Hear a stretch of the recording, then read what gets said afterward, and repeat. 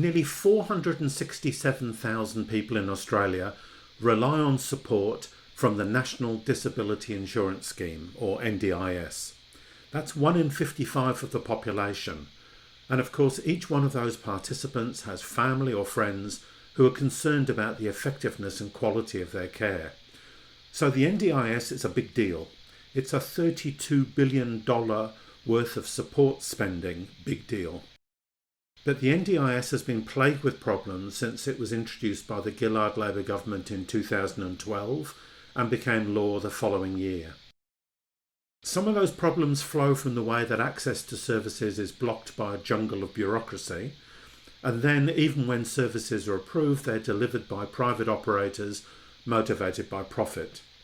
And many of the problems flow from the fact that enabling people coping with disabilities to live their best lives is very expensive.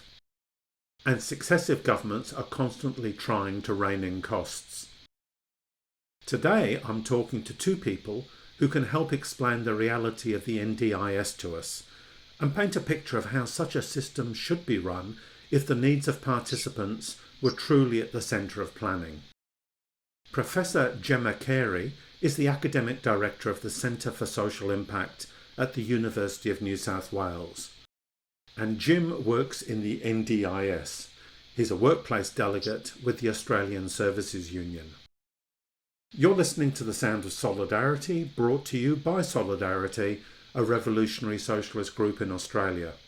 If you'd like to find out more about us, our website is solidarity.net.au. I'm David Glanz and I'm recording this episode on unceded Wurundjeri land in Naarm, or Melbourne. Gemma and Jim, welcome. Hi, David. Hello, thank you for having me. No worries. Gemma, perhaps we can kick off with you describing to us how the system currently works. What do people have to do and what do they have to prove to qualify for support? So the NDIS is part of what we call personalisation schemes. They kicked off in the UK. It's a big international trend. It's being driven by a human rights objective, but also by a market objective, and I'll explain to that part of it in a minute. But what happens is that once you qualify for the NDIS, you sit down with the planner and you talk about your goals. You and your planner will decide on what services meet your need, and then you get to go and choose those services from a marketplace. And that marketplace is made up of both not-for-profit, for-profit, and in a few instances, government providers. So the idea behind it is that we used to have a system where people were dictated what the services are that they're going to get and had no choice in it. And this is about a move towards giving people choice. I think, that is an excellent idea. It's an excellent goal. As I said, it's been driven partly by a human rights agenda internationally. As you alluded to in your intro, there have been lots of challenges in implementing that and bringing it to life. So what do people have to do to prove they qualify for support? Because I've read some articles that imply that actually it's not straightforward, even for people who, if you like, have demonstrable physical disabilities. It is different for different types of disability in terms of ease. You have to, at the moment, and I say at the moment because things change a lot and quickly with this scheme, you would collate evidence, so letters from your doctor or your treating specialist or whoever it is who can speak to your needs, and you take that and you fill out a form and you submit it to the NDIS. That kind of oversimplifies it in that, it can be a huge amount of effort to get letters from doctors. It can cost a lot of money. Some people talk about it costing $2,000 to get all of the materials that they need to try and apply, and you won't be reimbursed for that cost either. And then it's not always so simple as you hand all of that over and somebody says yes, and off you go. It can take a lot of time. It can take a lot of chasing up. For a lot of people, disability interrupts their lives in a way that, they might have a bad few months, and when they come to pick up, their application, the NDIS can't find it. So even applying is not a simple thing, and then the process of accessing the funds and using them and choice and control of review services is also very complex. Even though you can say it in a nice quick sentence, it's about choice and control for individuals, it is a highly layered bureaucratic system that you do have to navigate. So Jim, you see the NDIS from the inside as a worker on a daily basis. How do you rate it? What's the reality for you and for participants that you interact with? It's a good question because I suppose in some ways, but in a lot of ways, the NDIS is, has to be compared to what came before. And as sort of Gemma alluded to, there were huge problems with that. It was under-resourced, it was depersonalised. The lack of resources was the main thing.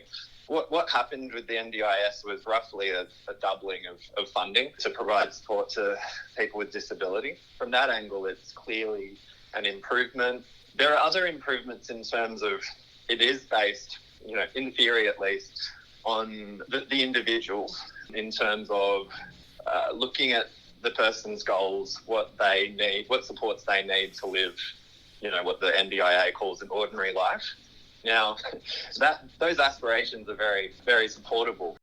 But in practice, it's just been, basically, it's for starters, it's an extremely, as you alluded to at the beginning, extremely bureaucratic, complicated system that a lot of people just don't get onto in the first place due to the complexities, the high threshold for evidence, things like that. So some people have very good experiences, and like I said, it is a big improvement in some respects from what came before. I just have huge criticisms of the way it's designed as a market in disability services. Choice and control we can all support, but that sort of language of the disability rights movement and individualisation sort of language has basically been co-opted, and people have basically been sold the idea that the only way to provide choice and control and self-determination is through a market mechanism.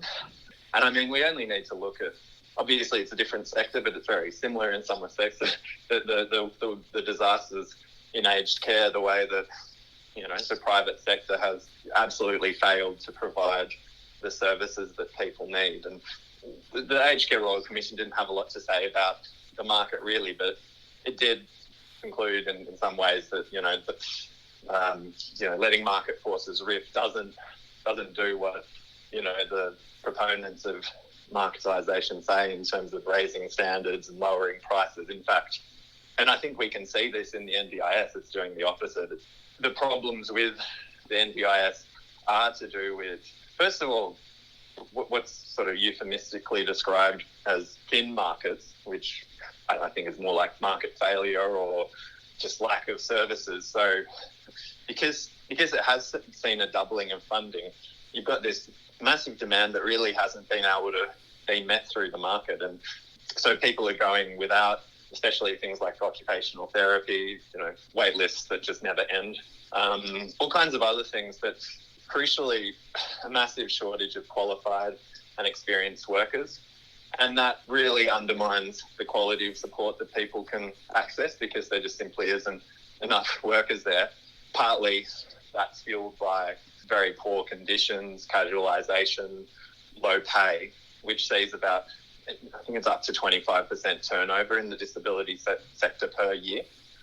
When you think about the very intimate sort of relationships that, people with disability form with, whether it's their direct support workers or allied health professionals, like that turnover and churn and burn basically in the sector really, really undermines the services that people can get. So I guess I've touched on quite a few different aspects. That kind of gives you my take on it, that it has had a lot of potential, but I think the market approach is really undermining some of the ideals that people hoped for in the NDIS. Okay, thanks for that. Just moving on, Gemma, you wrote a little while ago about a woman in her 20s who died in New South Wales. She was unvaccinated and a resident of a disability group home. Now, in mid-September, The Age reported that only 38% of all eligible NDIS participants nationwide have had 2 vaccination doses, with about 56.4% having received 1 dose. Now, as we speak, those figures should have increased, but still that's an incredibly low figure given that people with disabilities were among the priority groups back in February. What stories lie behind these statistics? I think you have to kind of understand that while both the vaccination schemes and the NDIS are the responsibility of Commonwealth Government, you can't underestimate how separate those two things are and how politicised the vaccination process has been. So vaccination amongst people with a disability within and outside the NDIS was deprioritised in favour of aged care. Personally, I think that is around a government that doesn't value the lives of people with a disability. They were certainly not short of advice and evidence about the need to vaccinate people, particularly in group homes, and that was every bit as risky for spread as aged care. And in fact, a lot of people work between group homes and aged care homes. So the potential for cross kind of spread and clusters was huge. And look, I was part of committees and research groups who pointed that out in March 2020. And we've now seen breakouts, I think, in every state and territory that's had major COVID problems. So obviously none of the advice, or very little of the advice that was being given, was taken up. That is largely a political thing, what's happened with the vaccinations, rather than a implementation or administration issue within the NDIS.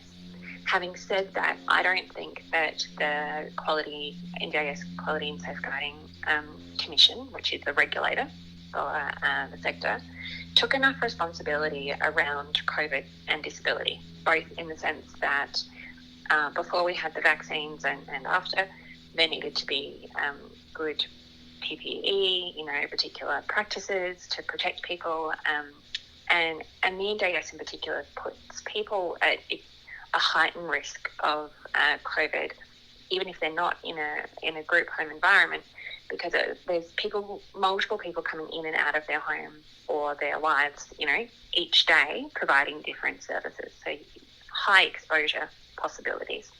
The NDIS did eventually, the administering body of the NDIS, did provide PPE and supports for PPE, but the Quality and Safeguarding Commission said that it wasn't their responsibility, and I don't know that they've seen vaccines as their responsibility. As a regulator for the sector, one of their mandates is to keep people with a disability safe. So to not take up a role in COVID, to me, is a bit of a dereliction of duty by the Commission, and it's been really disappointing to see on a whole range of levels. It's symptomatic of a broader problem then, you're saying? Yeah, I think there's two problems. One is that there's major capacity issues within all parts of the staffing of the NDIS, which again comes back to a political decision to put caps on the number of staff across government. It's a small government agenda. And then I think it speaks to just a disregard for the lives of people who have disability. There is so much ableism built into our national vaccine policies, as well as our COVID response policies. Now we have, talk of opening up. I think that was probably always there, and it's just brought it to the surface in a way that we can, really, really see it now. Jim, the federal government recently tried to introduce a system of independent assessors, and they had to drop the proposal after a very feisty campaign by participants and unions, which was backed up by Labor and the Greens. But the attempt tells us something about what the Minister, Linda Reynolds, is hoping to achieve. Can you remind us what was at stake in this issue? To kind of simplify it, it was basically a measure to justify cutting costs and cutting individual NDIS participants' budgets. Because, right now, people's budgets are already getting cut. They're just a little less consistent and a bit more difficult to justify. But I think the purpose of independent assessments was to at least give some kind of sense of objectivity to the process, even though it was, wrong. I guess just to backtrack, the idea was that Gemma kind of went over the current application process, which is clearly very kind of unfair based on the fact that if you are wealthy, you're well off, you can generally find pretty good medical or allied health services that are going to give you great quality evidence to submit to the agency, as well as the fact that, if you're from a wealthier background, you're more likely to navigate the complex bureaucracy of it and become a participant. And that was really played up by it was more introduced by the previous NDIS minister, Stuart Robert, but basically, the argument that the government made, which I think was false, but they were saying, it's very unfair, the wealthier you are, the more likely you are to get a higher budget in your NDIS, which is true, although I think it's exaggerated a little bit. It's actually not true. Can I jump in on that point? Please do. The minister was cherry picking. When we run a national analysis, and we have done, it is about to be published, on package size by CIFA code, which is a proxy for socioeconomic status of a postcode, it actually isn't the case so we found that lower socioeconomic postcodes had larger packages. The difference is actually that if you are from a low socioeconomic postcode, you're finding it harder to utilise your package. So you've got money, but you can't navigate the market and you can't get the administration, or the services just aren't there for you. So she was really cherry picking when she presented that postcode data. Thanks for that correction. But I guess that was part of the justification, and it was false, because the aim of independent assessments we saw was to basically produce kind of cookie cutter plans for people. They were going to be based on what they called personas, so basically 400 stereotypes of people with disability that would kind of just give them a standardized package, and we can be pretty confident that it would be a general lowering of the level of funding and support. That was basically the gist of it, and it would have resulted in, I think a cutting of people's budgets across the board, because there's this obsession with the so-called sustainability of the scheme and the cost pressures and so forth. And I guess what that flows onto is missing out on NDIS supports, people having to rely more on the families, carers of disabled people have some of the poorest well-being in our country because they're not supported adequately, and the people they care for aren't supported adequately. More people ending up in jail because they're not getting the support they need. We already have, by some estimates, half of the prison population has some kind of disability. So it would have just cutting people's supports would have just added to the huge challenges that people with disability already face. It looks to me that the government, having been rebuffed by that campaign, has simply gone around the back door to cut costs in a different way. So, Gemma, I was reading in the Saturday paper recently that hundreds of people have had their NDIS support funding cut by more than half. Others have had funding sliced by 1/3 or effectively halved because their annual NDIS plan budgets are now being stretched over 2 years while the dollar value stays the same. So to me, this seems like cruelty, pure and simple. What do you think is going on? As Jim said, there is this sort of obsession about scheme sustainability, and it's been really hard for us to figure out if that's actually justified or not. A lot of the numbers that came out when the independent assessments were on the table, there was no transparency in where they came from, and it didn't line up with the agency's own quarterly reporting. So it's really hard to know if there is a genuine question about scheme sustainability or not.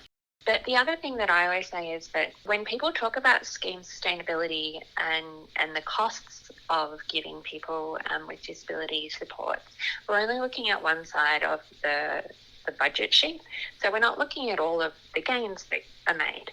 So one of the big things that the NDIS was premised on was that there would be gains in employment and So you'd get economic gains out of it because you'd have people being able to be supported to join the labour market, and that would begin to offset. Similarly, you're improving the lives of carers, you're freeing them up to do other things.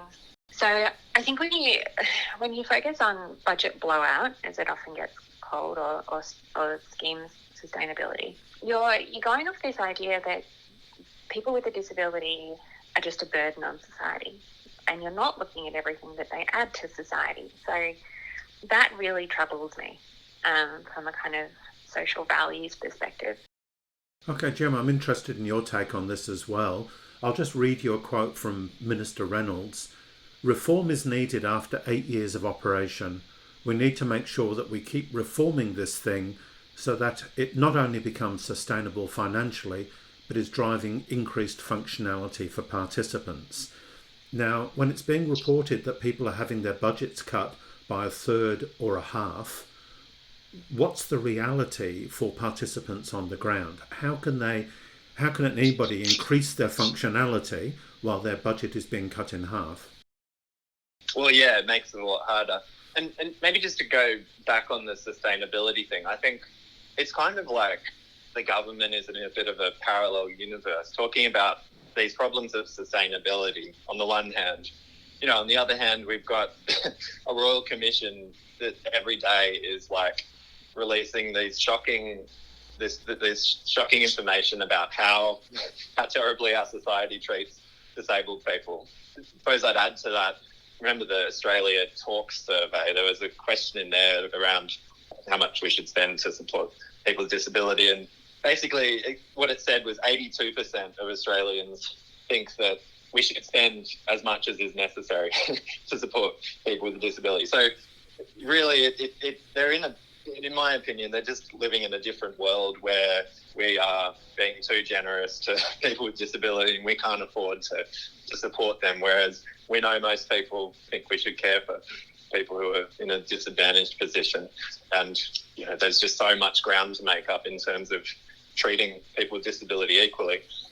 In terms of that reduced functionality thing, I think it's partly because when you come up to so they're basing that on the information that participants provide when it comes up to their yearly review.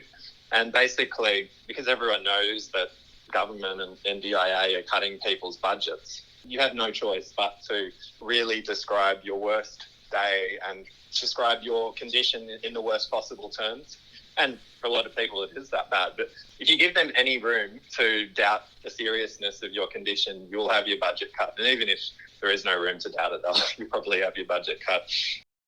I was also wondering, concretely, if I was a participant and my budget was cut by a third or a half, what does that actually mean for my life?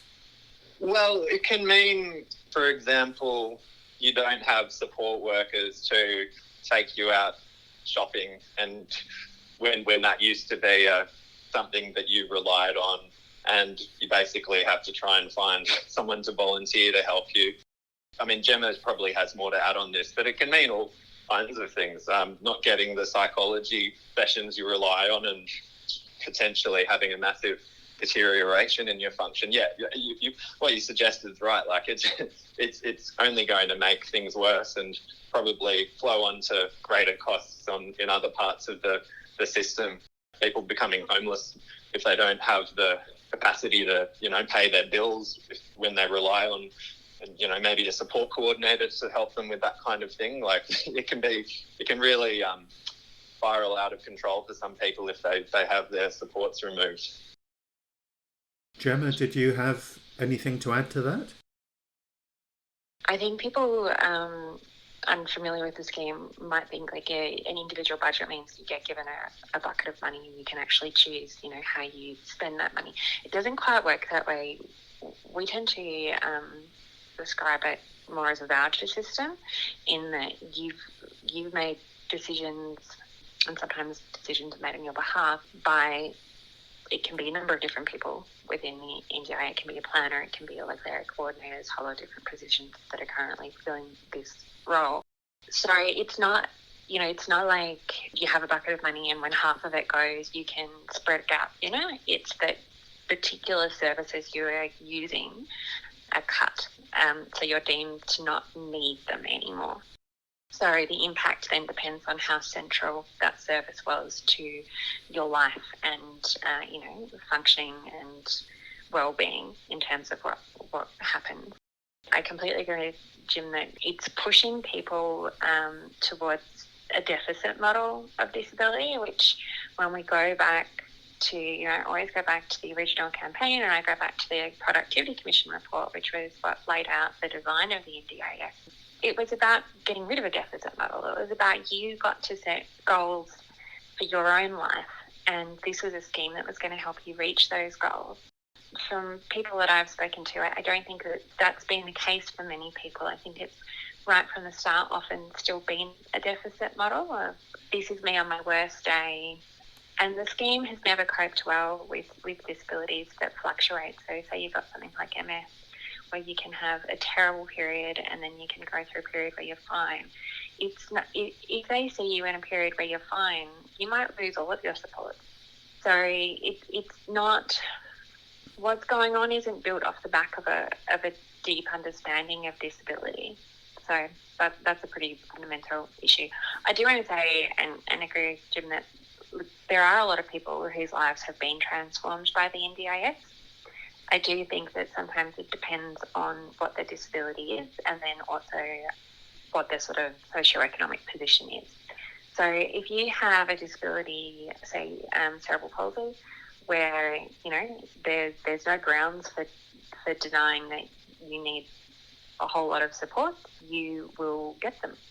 If you have, as I said, MS or something that's a little bit more blurry, that can be pushed over into the health system, that's likely to happen. And then we know that the higher socioeconomic status, and I don't just mean income, but I also mean like education and that type of thing, the more networks you have to draw on to help you navigate the scheme. So, I hear middle class people talking about like, well, I wrote a letter to my local member, I wrote a letter to the minister, we went to the ombudsman. These are time-consuming activities.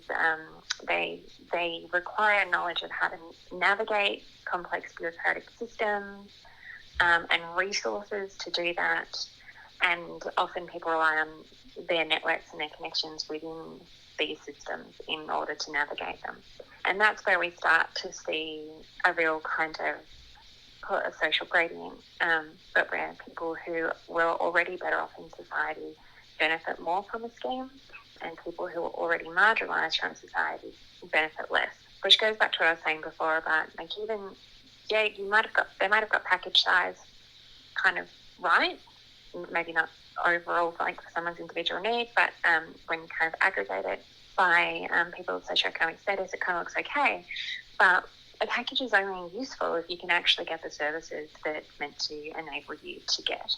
So the fact that we're seeing people at the lower end of sort of socioeconomic scale not being able to locate and use those services, that we're starting to look at a situation where we're entrenching the inequalities that this system was meant to address in the first place. Some of those packages are, on the face of it, quite substantial amounts of money, which makes them very attractive as a source of income for private companies, but also it's open to abuse. The Saturday paper has obtained billing receipts from one cleaning company in Western Australia that showed it charged almost $9,000 to perform a deep clean of a 150 square metre home. And more recently, The Age in Melbourne has reported on an ugly turf war between rival groups of disability accommodation and support businesses, where they're almost semi-kidnapping participants in order to get the revenue stream that comes with that. I took a lot of umbrage with both of those pieces of media, actually. I think that they're misrepresenting the scheme significantly. I have done the national survey on disability providers. I work with disability providers. They are struggling. A lot of them are struggling to stay in the market. That's one of the big market problems, is that organisations can't actually function on the prices that have been set. What I didn't appreciate, I think, about the framing of the media of those two pieces was that it suggests that these packages are lucrative. They're actually not. For what is being asked for and needed, they're not. It's not to say that there hasn't been fraud in the NDIS. There has been, but it's actually not something that, like, we're not seeing big private providers move into the market at all because they can't make any money out of it. It's not a profitable market. So we've seen recently the collapse of Disability Services Australia, one of the biggest not-for-profit providers, because they couldn't stay open. So I think actually the problem is at the other end. It's not about, yes, there are small numbers of fraud. I think the problem is that the prices are not high enough to create a market or any kind of services in place in some instances. Jim, is that how you see it as well? Look, I don't fully agree with that. Like, of course, I think most people who work in the disability sector are not in it to defraud, NDIS participants.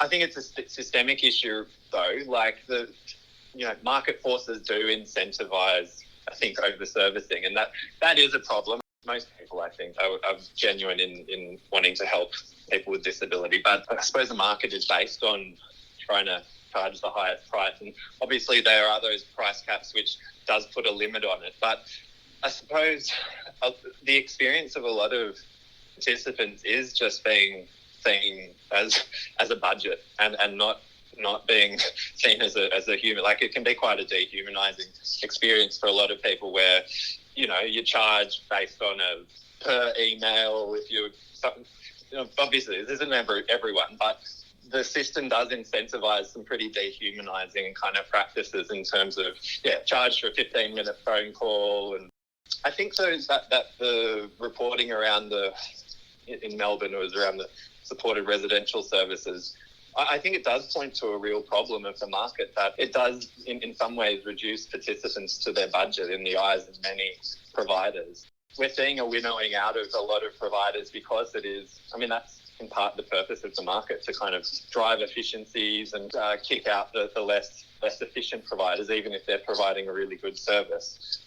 And I suppose I don't agree so much with what you were saying, Gemma, about, I think it is seen as a lucrative market for a lot of, including for-profit providers. Like, Higher Up is a for-profit provider, which is really, disrupting the sector based on a casualised workforce, and particularly in the specialist disability accommodation sector, which is a fairly small part of the NDIS market, but it's, it's trying to attract people based on, investors based on very high returns or high-ish returns.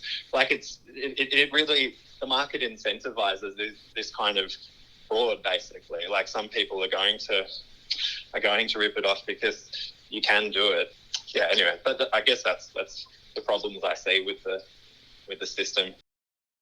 My final question to both of you is a little bit different, because so far we've focused on problems, real or perceived, with the NDIS. But obviously it would be great to have a scheme that actually delivered what people with disabilities needed to live the best possible lives. So let's step away from the NDIS, and both of you paint me a picture of what a scheme based on people's needs would actually look like. It's a very, very complicated question. I actually don't have issues with the original design of the NDIS. It's just that we have shifted a long way from that design. I often tell people to go back and actually read the, 400-page blueprint by the Productivity Commission. Yes, I think quasi-markets and markets in social services is a really tricky thing. But overall, I thought that the original design was pretty good. Implementation is another matter. I'll pass to you, Jim. Thanks, Gemma. You can probably tell I respectfully disagree with that. Like, I think, I don't know, I think that it is sort of part, I think it is in the design of the NDIS as a market-driven thing that's about leveraging private capital to, deliver disability supports. What are the ingredients of a good disability system? We want consistent, high-quality services from a trained and experienced workforce, all of which is undermined by the market, which is, basically results in downward pressure on wages, conditions, etc. Partly that's to do with the artificial price caps. But if you raise prices, you're just going to get price gouging, and it's happened in childcare. Like, you keep increasing subsidies, and it just results in the providers increasing prices in response. I see that as the risk to cost blowouts. So I do think we do need to have a publicly run disability service, and that in no way, I think, involves undermining choice and control. If it's properly resourced, if it's got all kinds of diversity of services, if it's based on consulting people's goals and aspirations and what they want, like, there's no the NDIS as it is, it gathers enormous amounts of data based on what people need and want. That can be used to plan for the sort of supports that are needed, like in terms of actually seriously training up hundreds of thousands of workers that are needed over the next few years. So they know about disability, they know about mental health issues, they can properly support people and not see the kinds of abuses that are really rife in the disability sector. Just to maybe go on a tangent, but Gemma mentioned the NDIS, the Safeguards and Quality Commission.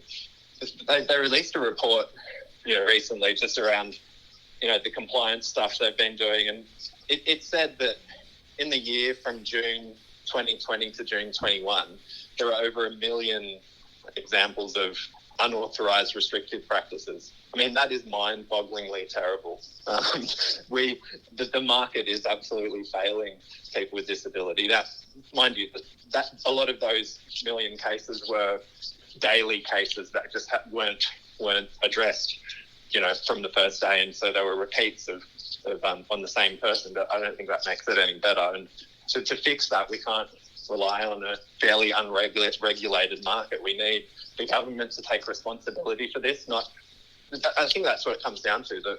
The government likes the market because it means they're not accountable. They're not responsible for, what the providers are doing.